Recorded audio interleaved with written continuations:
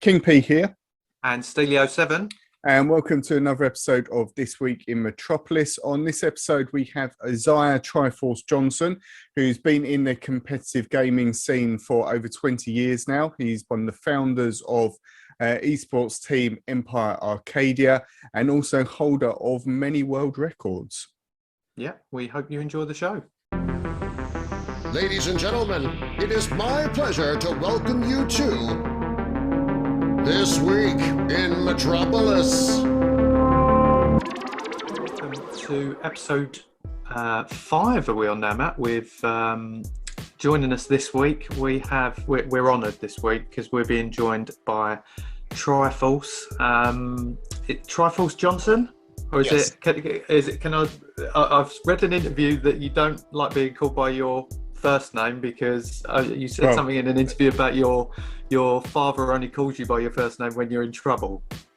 Well, okay, so a lot has changed in that time. That is true, but my legal name is Isaiah Triforce Johnson.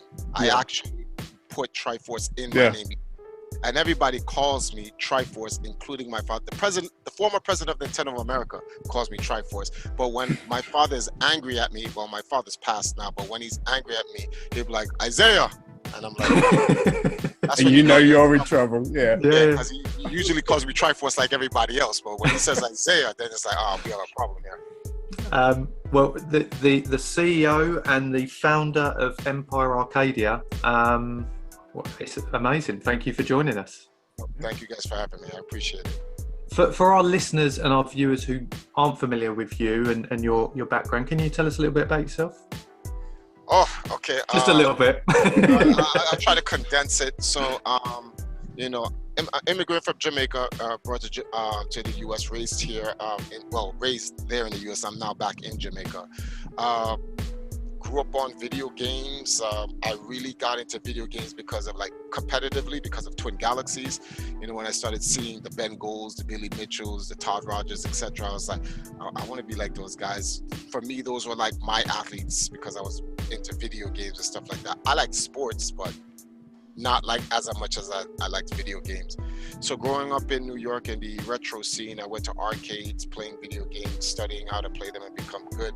I never really thought I was going to become good enough to be as great as those guys. And then the second generation came in. There was your Thresh and your Fatalities and your Rafiks, and that was all in the 90s. And then I was like, you know something, I'm old enough now. I'll start my own video game team. Let's see what 20 years of my skills would bring me. And then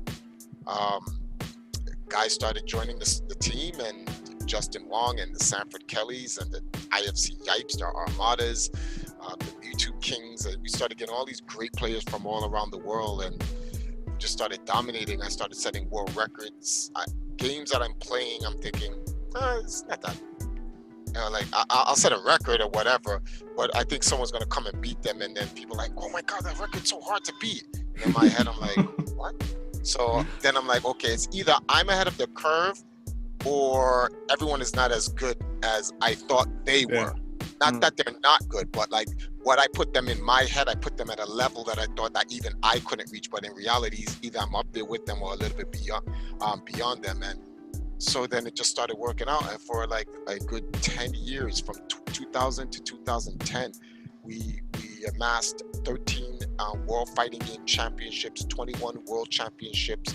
By 2012, we got the Guinness Book of World Records for the most, actually I'm reading it above me, the most documented 20 wins for a gaming team, which stands at 2,000, which was achieved by Empire Arcadia as of May 14, 2015. We're at 2,500 now, but at that time in May 2015, we got that. So outside of that, with my team, we're known for my dynamic launches for the Nintendo video game systems and games, always being the first online to get like the newest Nintendo machine or video game that came out, to the point where I got a Guinness World Record for standing the line for the most launch parties at midnight.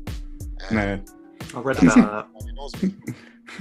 Incredible. What was like the incentive of getting it first? Was it just really as simple as that I want to be the first person to hold that thing? Was that the motivation? No, it was that whole thing came out of me being overzealous. I was upset.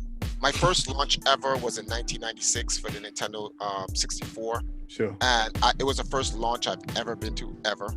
And I was online like everybody else, and I saw the first person online. I'm like, oh, that's cool. That guy's the first. Then I didn't care, but got my system, left. Then they came out with Majora's Mask. I was at GameStop. I worked there, so I saw how people lined up, and the first person that came in got a free present or whatever. And I was like, oh, that's kind of cool.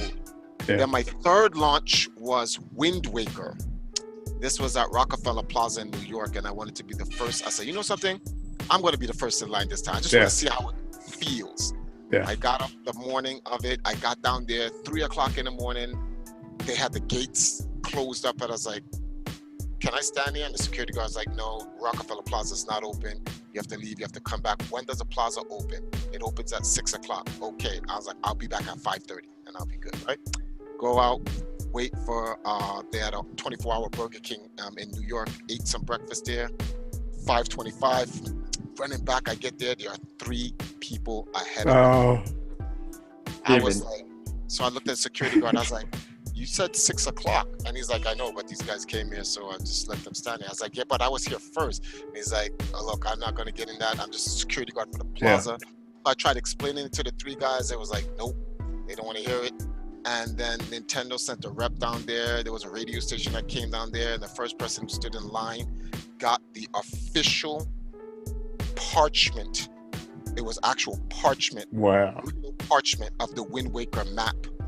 And I'm sitting there and I was like, I will never, ever miss a launch ever again. And then I just got really overzealous. I was there 2 days, 3 days, 4 days, a week, a month. I was there ahead of time. You're not standing in front of me. Yeah. Wow. I went on to that. Yeah. What was the most amazing then?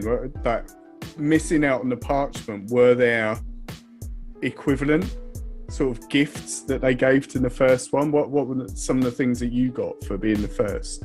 The greatest launch for me was the Nintendo Wii Launch, because I may not have gotten the parchment, but I got to do a nationally televised, actually internationally global televised interview with Reggie Fils-Aimé launching the Switch, and he sold it to me and the whole 9 yards. And that was all over the place. That was on G4 TV, that was on MTV, that was on every Viacom platform, CBS, you name it. So, and then from there, I became an ambassador for Nintendo, and they invited me to places and so forth, and so it's all good. But I still want the parchment.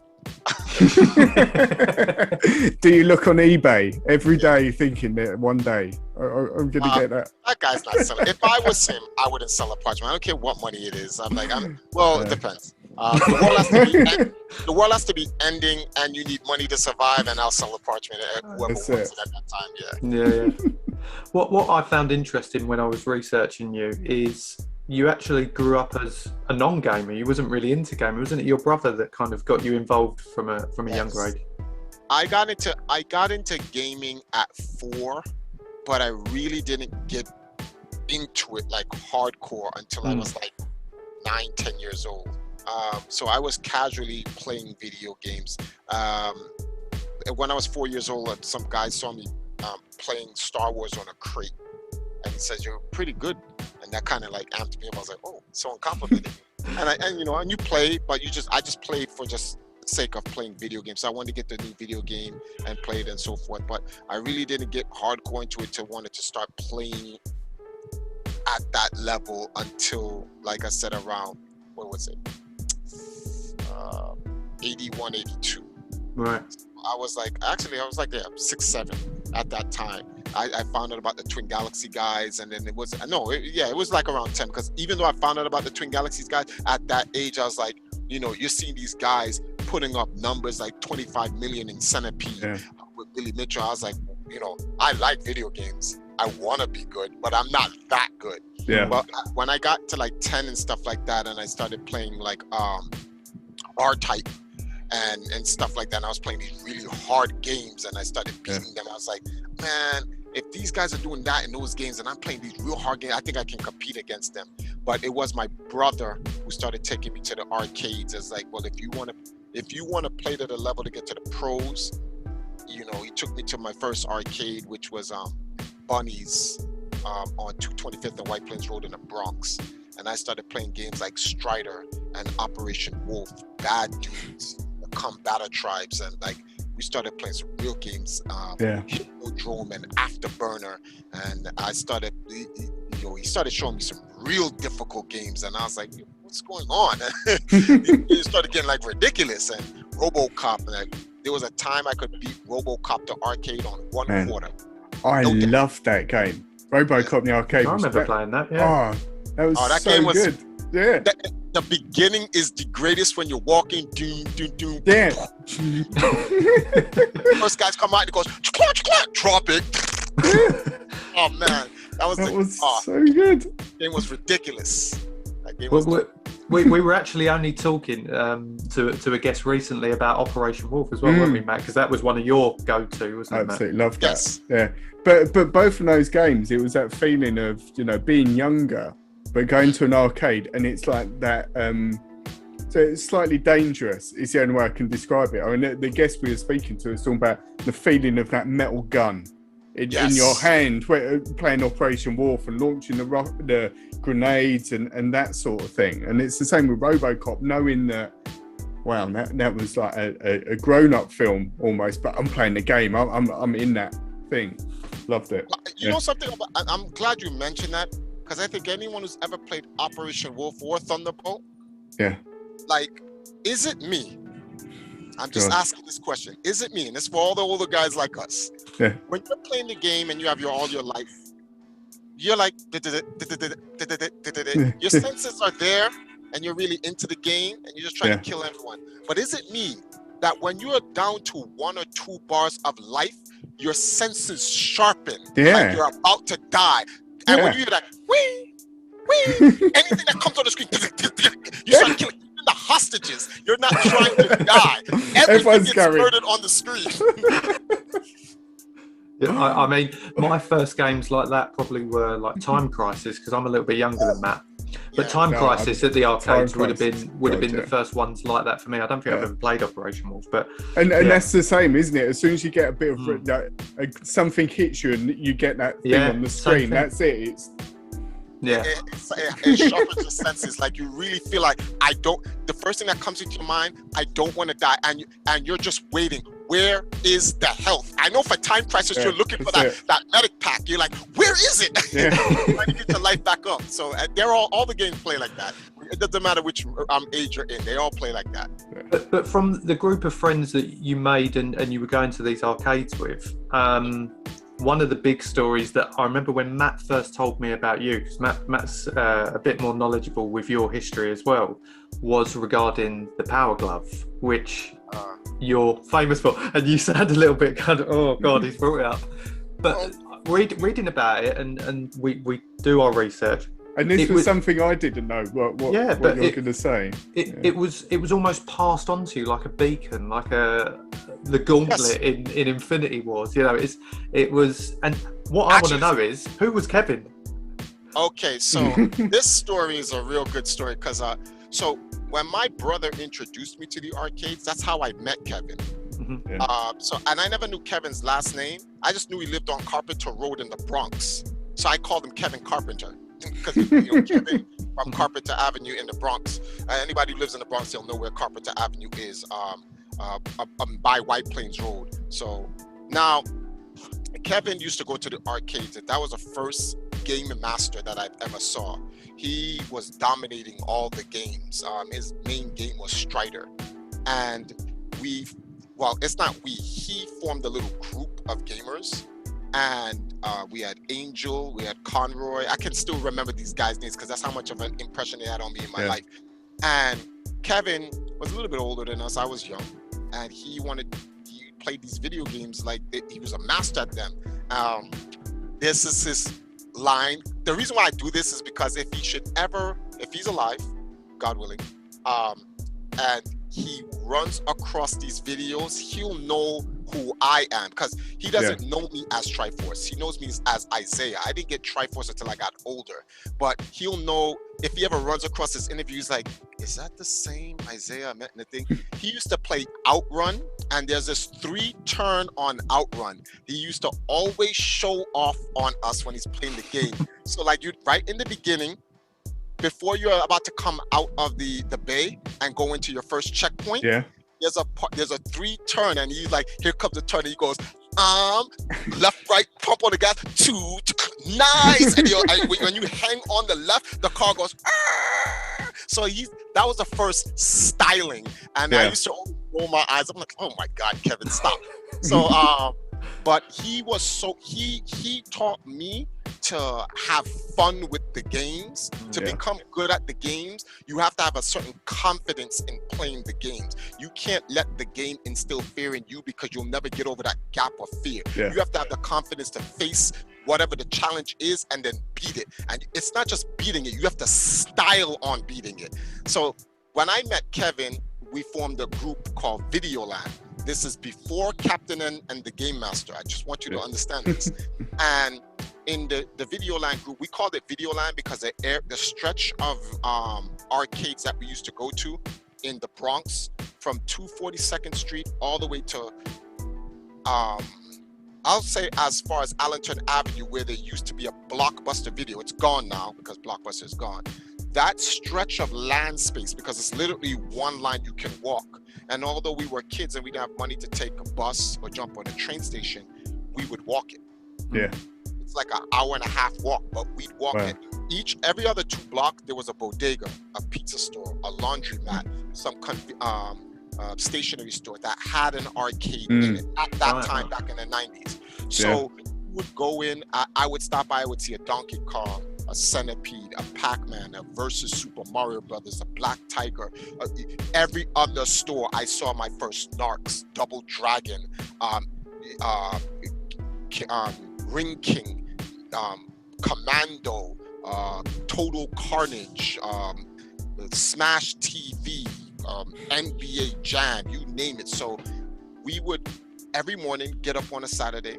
We all meet up around 11 o'clock in the morning at 242nd. And we, throughout 11 o'clock all the way to 7 o'clock in the afternoon, we traverse that entire line going into arcades, setting records on each of the games that we can. And what we would do, so you're like, where do you guys get the money from this?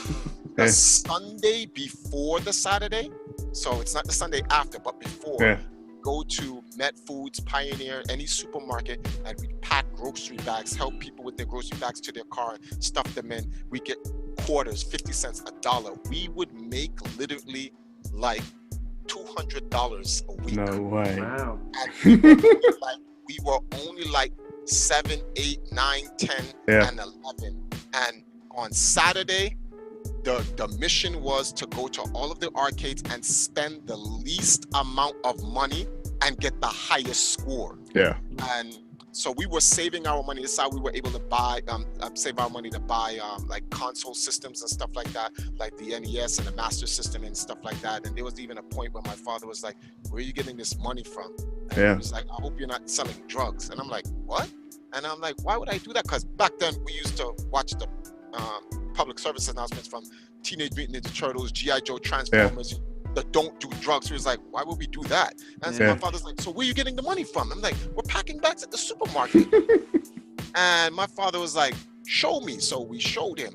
And my father was like, okay. And he spoke to the manager of the supermarket. And he's like, so the supermarket manager used to think that he's like, you're teaching your son some good values here, definitely. Work and earn. My father was like, yeah. And he's like, is everything there okay here? And he's like, yeah. And he's like, don't you pick them up after work? When they're done? And he was like, yeah, I do. But the fact he took all the credit. Yeah, because he's driving. So he drives taxi. But we live across the street from the supermarket. Right. So when we're done, we just, go home. So, and he was like, my kids are good here, and he's like, yeah. So that's how we got that work ethic spirit. That's why that's all I do. I work. I'm 3 now, and all I do is work. But we used to just work, get that money, hit the arcades, boom, boom, boom, play the games, and that's how I became so versed at like mastering the game. So back to the story with Kevin now. So Kevin wanted to go. He had a girlfriend, and he was going to. Well, we were all going to school, but like his focus was on girls and stuff like that, and he didn't want to do Videoland thing anymore. Yeah. And there was a championship in the area that we had that Kevin won, and I wanted he was the game master. That's what we called him, Kevin the game master. And Kevin was like, well, I'm not going to be playing video games as much because I got schoolwork and whatever. And I was like, nah, you just want to see your girlfriend. That's what it is. You know, when you're younger, you're like, yeah, you just want to hang out with the girls and get cooties and all that other nonsense. So he's like, no, that's not what it is. And like, I just got to do other stuff. That's like, so who's going to lead the group though? So he's like, let's have a competition for leading the group. And now this is 1990 now. And the Power Glove had came out already. And Kevin was like, okay, whoever sets the aggregated scores for all the scores in the arcades in Videoland will become the new game master. And Conroy was like, but I'm better than Isaiah. He's like, he's not on my level. So he's like, we're gonna find out. And we went through all the games, Operation Wolf, Strider, Bad Dudes, everything. And the game that won me the actual title game master was Strider. That was the last game that won. I had to beat Strider. I had to get all my men, gather all my men, go to the Amazon stage. At the Amazon stage, you know, when the dinosaurs are all coming out right before you fight the boss, there's an area you can stand there. You can sit there and you just farm all the dinosaurs and you kill them off and you just let the timer run out. And I'd farm all my men, go kill the boss, and then I'd have one man left and I'd have to beat the entire game on that one man at the last stage on the third moon. And I did that, and I set up a 290,000 point score on the arcade. That's actually comparable to world records today. Amazing. Like I think my record for Strider on the console version is 289,000. I have the world record for it, but it's not higher than my arcade score that I've ever gotten. Yeah. And when I did that, Kevin was like, all right, Isaiah, you're the new game master. And that's when I got the name Game Master X, because I was the new game master after Kevin. And I was like, let me get your state championship trophy. He's like, no. And I was like, so then what's gonna like make the game Where's master? my trophy? Yeah. Where's my trophy? And he's like, here, you have the Power Glove. Now you can rule as the game master with the Iron Fist. Actually, 1 second here. And so, because we're gonna get into the story of the Power Glove. 1 moment here. So he told me, he said, as long as you're the game master, as long as you carry this glove, you remain the game master for Videoland and anything else that you want to do with it moving forward. So I always keep my glove with me. And that's the one. No, this is not the original one. I was going to say. There's 16 gloves before this that are all in storage.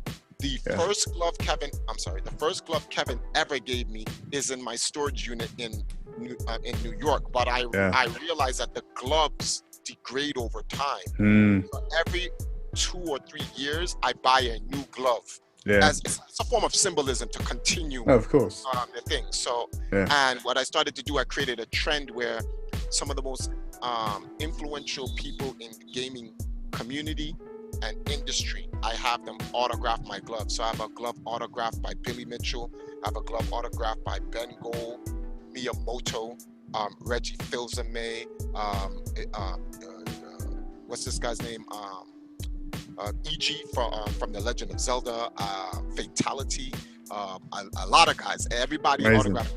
In fact, this is the only glove, because I'm in Jamaica, this is the only glove that's not been autographed. And I keep one glove with me, and the other 16, I have 16 autographed Power Gloves in America sitting in a vault somewhere. So, and is it true that you used to sleep with it on, probably in your younger years? No, at no time did I sleep with it, bathe with it, or use the bathroom with it. What it is, when I go out to events, I wear the glove to represent. It's like when I'm a symbol, I guess. Yeah, when I'm home, I'm not wearing it. But if I go out into a public event for gaming, I wear the glove because that's what Kevin said. That was what I had to do to represent the title he bestowed upon me. So to honor that title, I wear the glove, and then also, it looks cool. And especially exactly, it does. With the Infinity really Gauntlet and the end game. So someone actually there's a gold Power Glove with the Infinity Gems. Really? I've not seen that. You can go I ahead. will. And they're like, Triforce, get that glove. And I'm like, but then I'm thinking about getting it only because of my history with the Power Glove. That I really want to redo the scene with Thanos. Yeah. And I just find another champion or something like a game master like Fatality and say, do this video with me, and Fatality would chop me. And then Fatality would like this. My friends, and I'll look at John, I'm like, you should have gone for that. I just put that on YouTube. That'd be amazing. When I first saw the Power Glove, sort of, was the film The Wizard with Fred Savage. Yes, Kevin Savage. Fred Savage, yeah. And sort of that whole scene of, is it Lucas, the character, he gets it out the briefcase and they're playing with it and that. And I remember it was something, I don't know whether they officially released it in the UK, because it was not anything that I'd seen in a shop or anything like that, and it just looked like the future to me. Seeing this scene, it's like, this is, you know something? It's an amazing thing. There is a film. It's called The Power of Glove. I've watched it with so you watched it. Now the Power Glove is made from military technology. Yeah. That was crossed over into a game because the military dropped it. It's amazing, isn't it? Trying to get into augmented virtual reality, which, as you now know, they're way ahead of us. We just don't know. We'll get the social technology later, but you can imagine how far they've gone.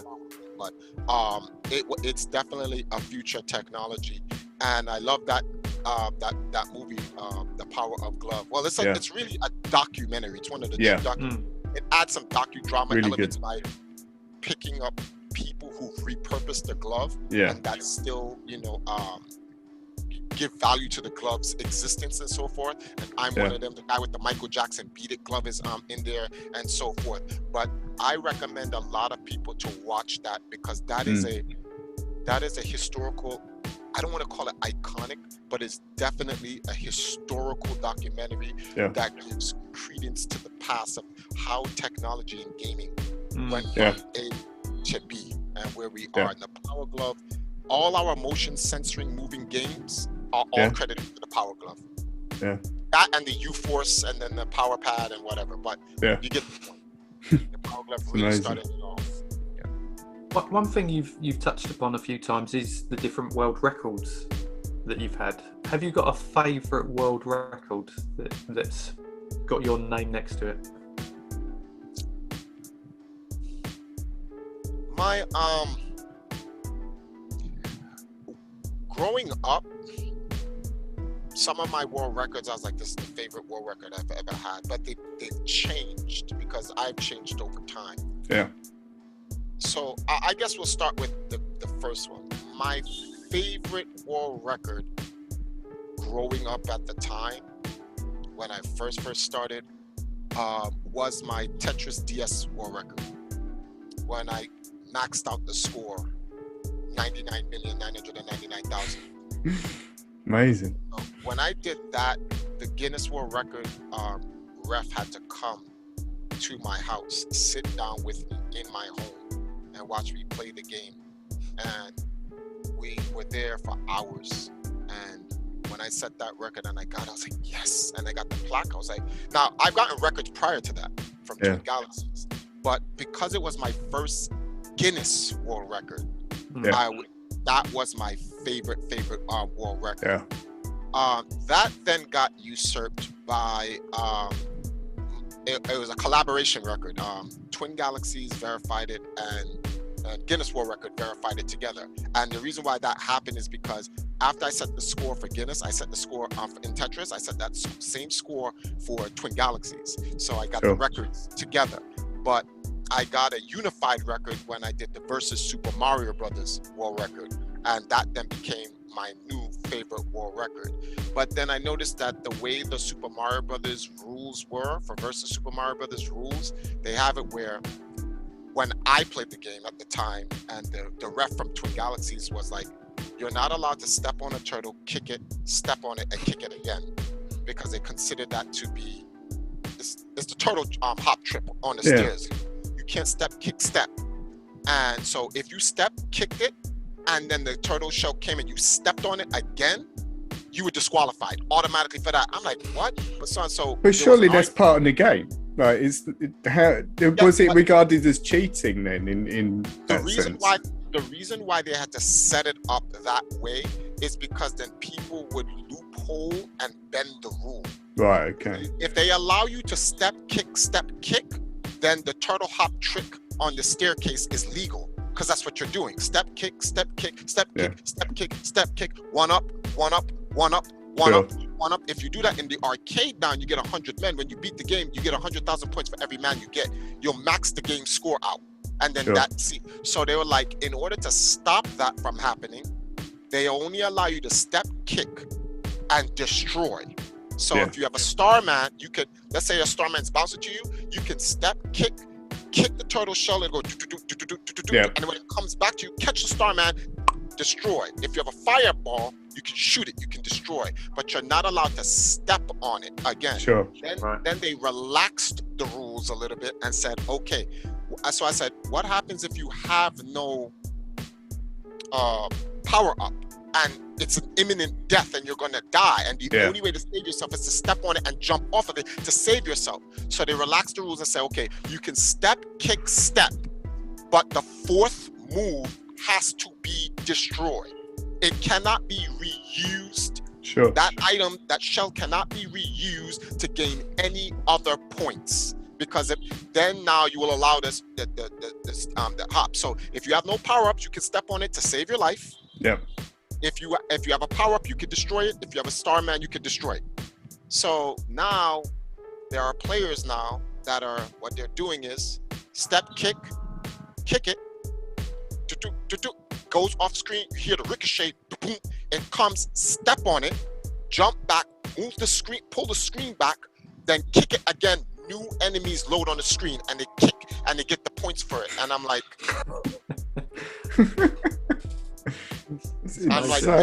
that's why they banned that. That's why they made the rule that way. But it's a new administration in Twin Galaxies that's allowing that to happen. So that's when I said then my Super Mario Brothers score is going to eventually be beaten, because the score I set, it's one of the most difficult things to do, because I had to take all of my men. You can only die 4 times in the game. The 5th time you die, game over. I took my 4 men. I went to World 8-1, and there's an area where you have to step, kick the turtles, and you have to do it precisely, 1 frame. And if you kick it, you get the free, and you jump over the guy. You can step on it. You have no power-ups in 8 Worlds, so you can step on it, but you can't do anything with it. So you either step on it and move on, or you just jump over it completely. When I set my record, I was only able to do that. The modern players now can do a different variation with it.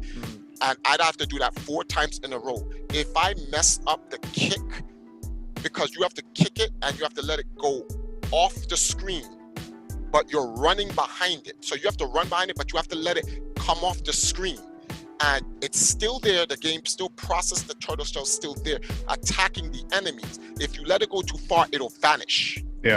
It's kicked completely off the screen, and it's just vanished, so the computer no longer reads it. If you're off by 1 frame, it'll vanish. I had to do that 4 times in a row just to get the all 4 frees, to get the 3.4 million that I had. And now there are guys out there that have done the step kick step trick, and they got 3.6 million, but they won't allow the record in because it violates that rule. But on the emulators, they allow it. My favorite world record of all time now is my team's record, because I believe it has more value than any individual game that I've played and any score that I've set, because it's something I've done with a group of people. So this record in front of me, the most documented tournament wins for a gaming team, stands at 2,500 now.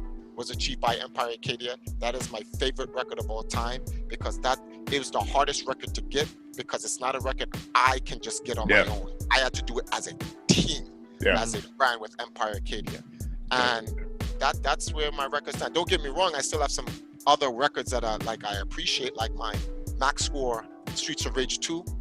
I like that. Great game. So stuff like that. But yeah. Amazing. What do you think? Obviously, you were very early in esports. You know, with sort of Empire Arcadia. Yeah. What was the scene like then? I mean, it was at a time, I guess, where a lot of people, esports now is a household name and it's a cool thing, but competitive gaming then was, from my understanding, quite an underground thing. See, Like, this is a great question you're asking. Let me go into the lore from someone who was there. dude, that's what I want to know. Because the narrative of esports is being changed and the past is being deleted. Yeah. Esports has been around before modern esports. Yeah. This is modern esports. Yeah. Esports started with the father of esports, Walter Aldo Day Jr. That's the father of esports. Some people say that's not true, Triforce. Video games had competitions long before Walter Day and so forth. I made a timeline. There's prehistoric esports, then there's esports, then there's the Silver Age, Golden Age, and then the Modern Age. Yeah. And there's obviously the future is going to come up. In the prehistoric age of esports, it really wasn't esports. It was competitive gaming. Yeah. In 1949, they created that telescope game, the kaleidoscope game, Noughts and Crosses, right? That was video games when it was created was automatically competitive. Yeah. Games are competitive. That's what it's a game. Whether you're playing a video game, a card game, a board game, a sports game, it doesn't matter. It's competitive. You're competing to win. Once the goal is to win at something, it is competitive in nature. Between 1949 all the way up to 1980, there's been thousands of competitive gaming competitions. But these competitions weren't for the concept of sport. Yeah. They were for the concept of competing. If I go into a playground at the park and I'm playing basketball and I win a game, does that count as a sport or does that count as a game? Yeah. Basketball was created in 1891 by James Naismith, but it didn't turn into a sport until the NBA and the ABA took the actual game of basketball and created an infrastructure and an institution to make it a sport. Yeah. So from 1891 to 1946, basketball was just a game. Yeah. Yeah. It turned into a sport when that institution created the infrastructure to make it a sport. Yeah. This applies to gaming as well. From 1949 to 1980, video games was just competitive gaming. I'm gonna read you something from the Guinness Book of World Records in 2015. On November 1981, Twin Galaxies video game arcade opened its doors in Ottumwa, Iowa, USA. Founder Walter Day sought to turn gaming into an international sport by creating contests, enforcing rules, crowning champions, and measuring world records. He collected high scores from games from more than 100 arcades, releasing them as the Twin Galaxies National Scoreboard, which then turned into the International Scoreboard later on. Since then, thousands of video game scores have been adjudicated and collected, with high scores logged and recorded record holders honored. Twin Galaxies state-of-the-art peer review system, now they're talking about the modern Twin Galaxies, the one that Jace Hall owns from 2014 moving forward. With their state-of-the-art review system adheres to Guinness World Record submission guidelines, ensuring that Twin Galaxies remains the gold standards for video game adjudication. So I worked with Guinness World Record to get Walter his first and only Guinness World Record. And the Guinness World Record reads, Guinness World Records presents its certificate to the oldest video game adjudication service is Twin Galaxies USA, which was founded in Ottumwa, Iowa on November 10th, 1981. That plaque goes with the record description in the book. By that record, it makes the first service to make video games a sport. That means Twin Galaxies, the company, is the first esports company in history. And Walter Day, as its founder, is the father of esports. Yeah. Everyone before him just played it as a video game. Or what about the Space Invader 10,000 man tournament? Yeah, that was the Space Invader company using a video game competition as a marketing scheme to sell its game. Yeah. If you ask them how many other tournaments have you kept since Space Invaders, they'd be like, what are you talking about?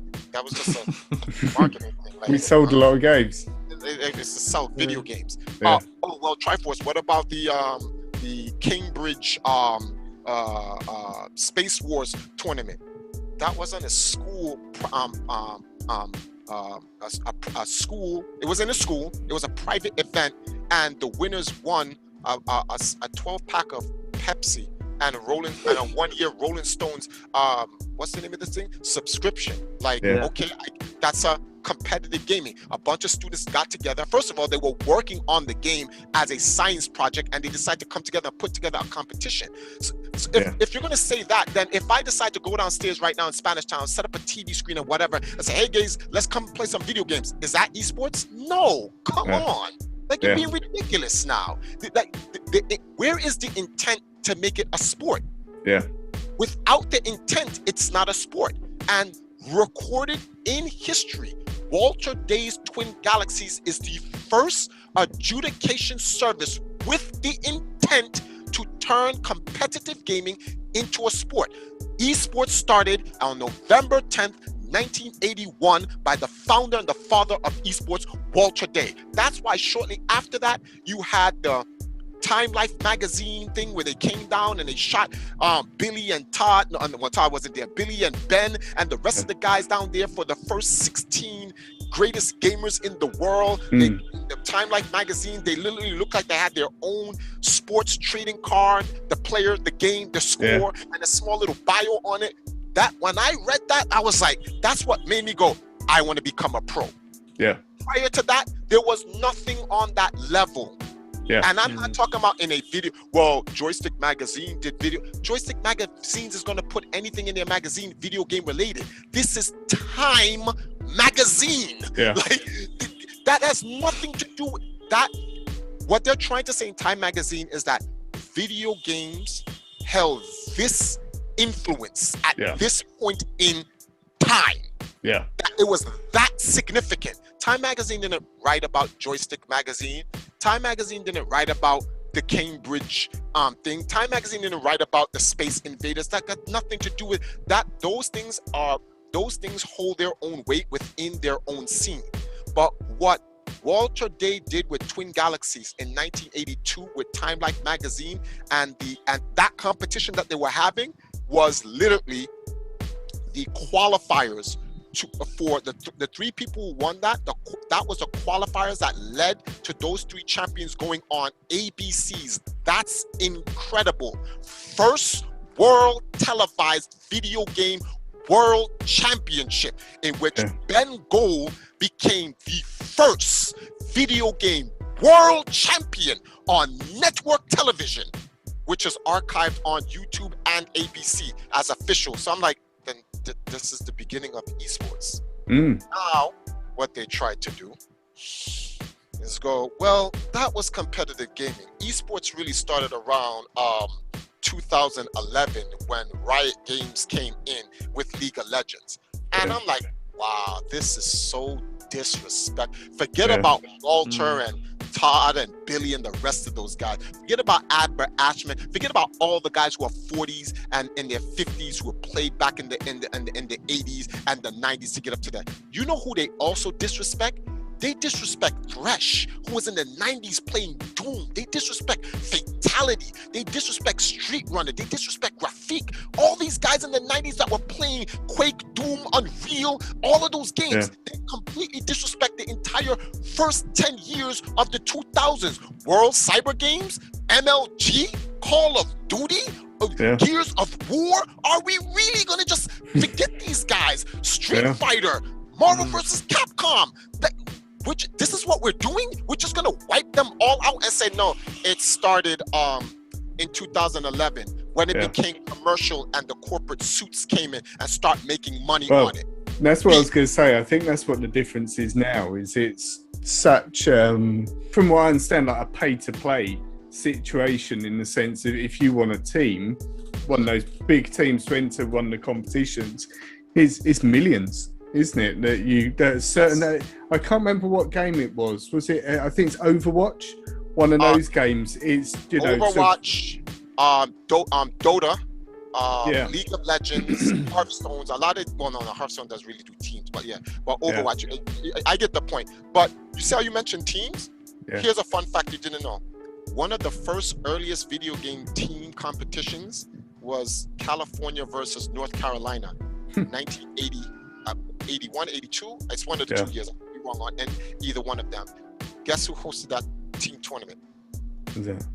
Walter Day. Today. Yeah. Yeah. Like, and you'd be like, what? I didn't know that.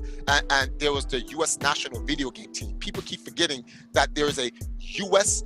national video game team, a certified U.S. national video game team. The owners have changed hands. There's a new person that owns it now. When the Walter Day was no longer the owner of it, and they let it go, and someone got the trademark from it and whatever. But they hold the history there. There was the electronics esports team, the electronic circus esports team. That's in itself is a whole story. I need to hook you guys up with Billy Mitchell or Walter Day. You guys need to do an interview with these guys because they will give you.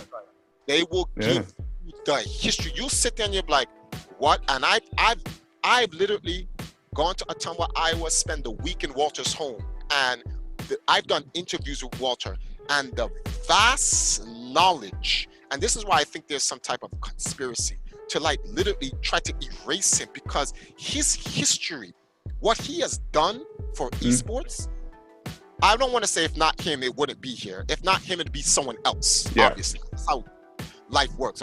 Just because the person doesn't not there doesn't mean the future still won't come. It'll just be somebody else. But to credit his work and what he has done, there is nothing that has happened in esports today that Walter Day did not do back in the 80s. That's a fact. And I've done the research myself for the last 15 years. I've been doing that research since I started doing the research shortly, like 2 or 3 years after I started Empire Arcadia. And I started Empire Arcadia in 2001. So I started looking back in the history. So I was old enough, I have my own team now. And I was like, let me look back in the history of team. And that's how I started finding out about Fatality and all of these other guys before me that were playing in these large competitions and traveling the world. I realized DreamHack started in 1994. DreamHack. I was like, what? People forget about CPL. CPL was in 1996. ESL, ESL is the largest esports organization on planet Earth. They've been here literally almost 20 years before Riot came. So how are people going to sit here and say like, oh, esports stuff? And I would love to argue. It isn't a debate. If anyone wants to say no, Triforce, I will just literally go and get the historical facts and archive and be like, argue this. You can argue with that. You can argue with me, but you can't argue with that. These are the facts. And they're really doing a job on trying to just like destroy the history. It makes me, you know what it makes me think of? I'm a huge football or soccer fan, and the Premier League obviously started in the early 90s. Yes. It would be like, and that was huge corporation, obviously Sky getting involved and so forth. And it would be like them saying, well, actually, this is when football started, or English football started. Forget about all the history, because it's a huge corporation that have come in and thrown a load of money at it to make it a televised event and a global televised event, and it would be that way. And obviously that's not happened, but I completely see like the frustration that just because something has changed or someone's thrown a load of money behind it doesn't mean that the history of it didn't happen before. So exactly. And I have competed in tournaments long before any of those. For us to have 2,500 wins for our team, we have competed in World Cyber Games, we have competed in MLG, we have competed in EVO, we have competed in tournaments in Japan. Well, when Super Battle Opera was up, we're my team literally just got invited to the GGC Golden Hour 2021 for FIFA for this year. Literally put up a video for it, and we got a team in there to compete. We won the 2018 and 2019 GGC championships with a big shout out to Sule in Ghana. So our team Empire Arcadia has played in Canada. That's another thing. In 2006, MTV created a small mini series of us going to Canada to compete in the Canada International Fighting Game Championships, which they then made as an actual reality TV series to put on Viacom's MTV. This is 2006, but they're gonna be like, esports. I'm like, no. Well, esports wasn't on TV back then. Okay, what people don't know was That's Incredible was on national television in 1982. So, and these are things they all spawn from Walter Day. They literally have a video. There's an actual video doc. I have a copy of it. I have it secretly hidden on my YouTube, and there's like 7 different YouTubes having it, just in case they want to start deleting stuff. Where they show you in Ottumwa, Iowa, the people after it was called the North American Video Game Championships, because that's a qualifier to get into That's Incredible, if I'm saying the name correctly. And they show you the people outside watching the World Championships of That's Incredible in a convenience store in Ottumwa, Iowa in 1982. They're sitting there watching the television program. So the concept of people sitting down watching esports on TV happened in 82. It did not happen in 2012. It happened in 82. No, Triforce. Well, come on, Triforce. Not at the level of this. It's not like they had 10,000 people there. It was on ABC syndicated TV. It had to at least have millions. 10,000. Yeah. Okay. You know something? Then I'll go like this. I'll give you that, just for the sake of argument. Let's just argue this. Okay, talk about the Nintendo World Championships. What now? And now, see, you can't denounce Nintendo because there's no way to write that out of history. Know what? That is Nintendo's something, again, going back to the Wizard. Like watching the Wizard and that ending up at the climax of that being at the World Championships and you just think, wow, they made a movie. Exactly. That's it. You forget about these things and think, So if they make a movie about esports, and they're like, it's not like they made movies about esports back then. The Wizard. Yeah, in 89 or whatever it was. Yeah. Nothing is new. What's happening is they need to get this new generation to not look into the past, so that anything that they make appears as if they're inventing. Yeah. But the OGs, they're like, especially me, we're like, nah, you're not. I'm 43. I still got a good 100 years left on me. I'm like, you're not. So I don't know how you're gonna get this one over me. You better somehow get rid of me, but you're not getting this one over me. So. I become such an advocate for the culture and the history of esports. That's why the record from Guinness World my team is so important to me, because it's historical. Yeah. And you have to think you're part of the history as well, though. Yeah. For what you've contributed. That's it. So and my team started in 2001.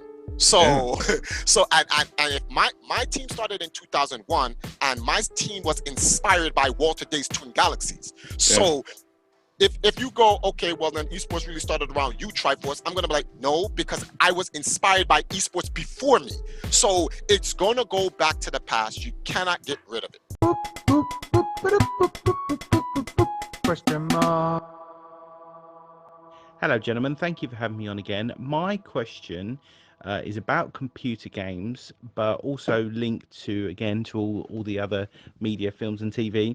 I was reading just recently about how a Mandalorian game is potentially in the works, which works very well because the Mandalorian is a very computer game in itself. But I was wondering if there is a film or a TV show or a comic that you think would work really, really well as a computer game, but hasn't been done yet. Thank you. You know why that's difficult? Because everything has been turned into a video game. A lot has, hasn't it? When you think about that, because I was thinking about that earlier, and I'm like, this is very difficult. Okay, if you go world history, well, there's The Sims. The Sims, or Civilizations, Sid Meier's Civilization. Like, okay, so that you can't. They've made history into a video game.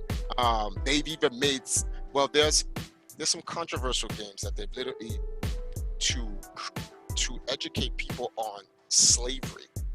They've made slave games, Really? believe it or not.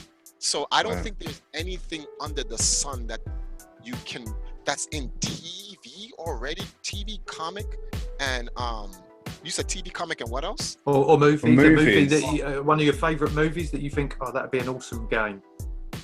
They've done Lord of the Rings. They've done The Matrix. I'm like, you see what I'm saying? They've done Blade. They've done all the superhero movies. This is hard. No. So they've done that. I thought of one, and I don't think anyone's ever made a game of this. I think it would make a good game. Dodgeball. You know, the comedy Dodgeball. Yes. A game based on that. Because it could have the comedy element. You could have all the characters from Dodgeball. You'd have the Dodgeball game. Actually playing Dodgeball. Amazing. But they have Super Dodgeball and regular Dodgeball for... No, the comedy. Do you know the comedy film Dodgeball with Ben Stiller and... Yes, but you know what engine they would use to do that? Do you know that because there's a comedy football, there's comedy basketball. True, yeah. With arch rivals. Remember that series? Yeah. And Pigskin. So if they did make that, when people see it, they're going to say, you know what this reminds me of? Oh, it will be the same. Because you can punch people and stuff like that and steal them and all that. But I understand what you're saying, but the concept of it wouldn't be new. Necessarily no, exactly. done, It wouldn't be new. It'd be a new film. I think with mine as well, I was thinking, and I kept me and Mark are big fans of Lost, the TV show from when that was on. That one kept coming to me, but I thought, what sort of genre would it be? And then the other show that I've watched within the last few years is Westworld, where you've got that choice of going into Westworld and doing good or bad. And don't get me wrong, Grand Theft is well, that'd be like Red Dead Redemption, wouldn't it? Or Red Dead, yeah, exactly. Well, that's what came to my that's what came to my head. If you're thinking about Lost, one could say, what's that game by Bethesda? The post-apocalypse world. Fallout. Fallout. In a sense, that's like Lost. And there's other games, Badlands. There's so many. The problem here is that the themes. They've all been done. Many games based on the themes. The themes are so general. They grasp the scope of stuff. So unless you're looking for, I know a game. A game. The Dahomey Amazons. It's Black History Month, so I guess this will be Black History Month on our part. The Dahomey Amazons of West Africa, the Mino people, which is Black Panther based it on the women warriors. That's where it came from. It's a real thing in real life, right? They made a movie about it in Black Panther. So if they made an actual video game about the Dahomey Amazons and just its own separate game, that's the only thing I could think about. The only thing I can think about is something that's been posted in history on TV, comic, or movie that just hasn't been put into a game. Because even the 10 Commandments is a video game. They have a Moses game already. They have a Jesus game already. So it's like, so you'd have to find some ancient lost histories. The Mayans, the Aztecs. There's this game, the last video game TV did, which is, it's about the Aztecs guys. And I'm like, so it's like, so you have to find lost history. A news game. A news game. I bet there is a news game. There is? I bet there is. I'm sure there's probably one on Steam somewhere that some guy has made about the news. I don't know. I can't even say Wall Street because there's Wall Street Kid for the NES. So there were stock market games you could play. Like you see, they've thought of everything. They've thought of Bigfoot, Urban Yeti by Rockstar. Like, come on. Like, this is ridiculous.